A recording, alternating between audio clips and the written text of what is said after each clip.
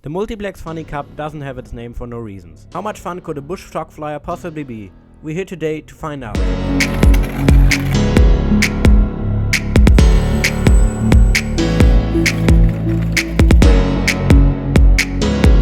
FunnyCub arrives as any flat foamy you have to build yourself in a flat box. When ordering, you have the choice between a green and a blue version. Also, you can order it with or without electronics. We went ahead and got us the blue version of the FunnyCub with electronics by Talkster. The assembly went pretty well, even for somebody like me who has never built a shock flyer before. We only wish that there would be instruction with pictures instead of text trying to explain us what to do.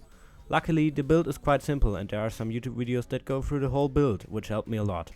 When you're done building, it's time to plug in your batteries and maiden it. Choosing batteries, we went with 2-cell 450 mAh batteries. To find out the limits of this aircraft for this review, our friend at Archive provided us with his PowerBar R LiP28 batteries, which turned out to be our favorite battery to use with this bird. This small LiPo has a bunch of power for its size and weight of 30 grams. What really surprised us while testing the battery is that it provides the same amount of power from the first takeoff until it's empty. What already saved our plane while bush flying without checking the battery. It's clearly a day to night difference to all the other batteries we used in this plane. If you are interested in trying out one of these yourself, there's a link to the store in our description. Back to the plane. About the aircraft itself. With batteries and a Spectrum AR620 receiver, it weighs about 200 grams, what makes us able to fly it at many spaces for a plane with a wingspan of 930 mm or 36.6 inches. In our opinion, it has the perfect size for an indoor and bush plane. Here are some questions you might ask yourself. Is it durable? For what it is, yes. Just watch.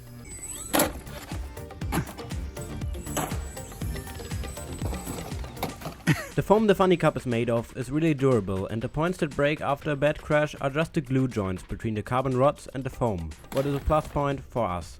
What setup did you use?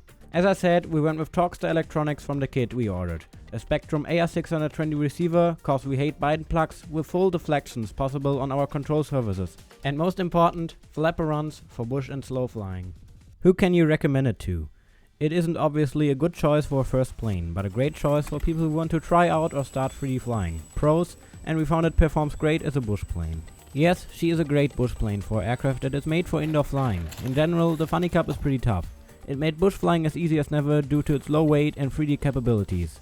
And one of our favorite planes to go bush flying with because it opened up so many new spots you can fly it. Just look at this one. Fly so high, I'm hypnotized. What's up is down, what's left is right. Chasing stars and holding you. I can't see the end, but we'll see. On a calm day, it's a great plane to fly outside. We found even at decent winds, the FunnyCub would still be entertaining to fly, similar to a kite hanging in the wind. Overall, we had more fun flying it outside than indoors. Dangerous times, don't fly too high. Be sure to keep the ground in sight. Fly forever if you keep it tight. Love the world, but keep the sky on your mind.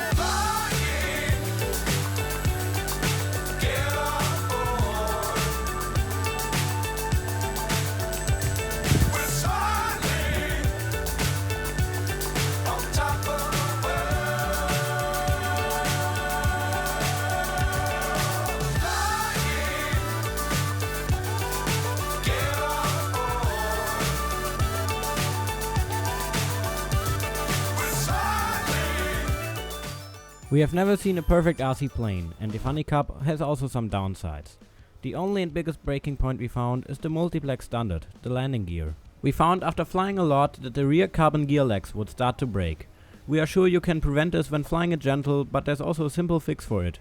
Replacing the rear gear legs with thicker carbon rods made the gear legs unbreakable by landings. What still leaves open the biggest point of failure on this airframe. What are the plastic pieces which connect the gear legs to the axle? They break over and over again from the leverage the big tires put on them, and we haven't found any replacement for it so far.